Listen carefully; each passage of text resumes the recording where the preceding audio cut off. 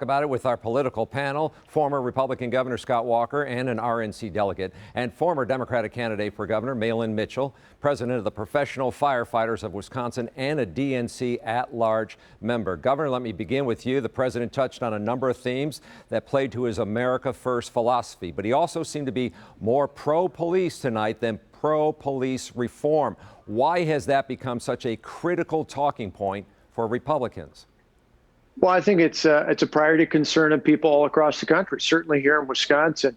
The president hasn't backed away from that. He's still very much a supporter of Tim Scott's comprehensive law enforcement reform package. But I think now more than ever, we need leadership, not just from this president, not just from Republicans. We need it from everyone to speak out and to take action against the rioting, the looting, the violence that we've seen sadly this week in Kenosha and other places around the country. And this president is willing to step up and act on it, just like he's acted on other things.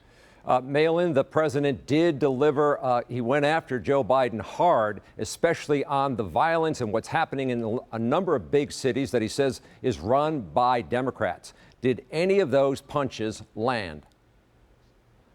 Well, I guess time will tell, but I guess I don't know what the hell we just watched. I mean, the president was speaking from the White House.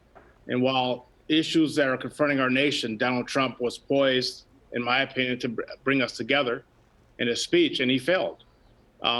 He hasn't mentioned Jacob Blake's name in 5 days. He mentioned David Crockett tonight, Buffalo Bill. And I'll say, Governor Walker, you and I don't agree on politics much. We have very different upbringings, even though we're from the same great town in Delavan, Wisconsin. But at the end of the day, I can say that I respect you.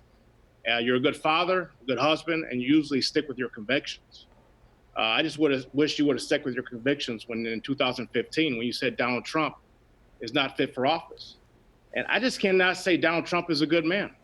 And in order to understand another person's reality, you need to listen with an open mind and heart and try to walk in their shoes. And Donald Trump cannot do that. Governor, let me have you jump in on that because he's brought this point up several times about what you said in 2015. Absolutely. There's no doubt about it. In 2015, I didn't think Donald Trump would govern as a common sense conservative. He's defied the odds. He's done that. He's passed major tax reform, one of the biggest tax cuts in American history that helped nearly every hardworking American, tax relief that Joe Biden wants to get rid of. He's put people on the bench, outstanding candidates for the judiciary who uphold the law. I think more than anything, though, the bottom line is he's actually done what people in Washington don't do. The Washington establishment, of which Joe Biden's been a part of for nearly 50 years, talk great, but they don't get the job done. All right. This president may not always talk and tweet the way I would, but he actually gets the job done. I'll take a do-over talker any day of the week. All right, let me ask you this. Both conventions are over now. We're about 10 weeks away from the election. Both of you have run statewide elections. Let me begin with Mahlon. What is the number one issue that Joe Biden has to drive between now and November to win Wisconsin? Well, we both run statewide, but actually Governor Walker won. So I don't know if we can be in the same venue, but I would tell you that Governor Biden's going to make the case to be a president for all Americans. And there's no way that President Trump is going to be a president for all Americans. He's just appealing to his base today. You saw it again. We saw it with the RNC all week. COVID is gone. All our enemies are eliminated. The economy is soaring. Everyone is happy. And then the next day, it's the apocalypse. All right. So we need a president that's going to bring people together. Governor, 30 seconds. What's the number one issue for the president between now and November?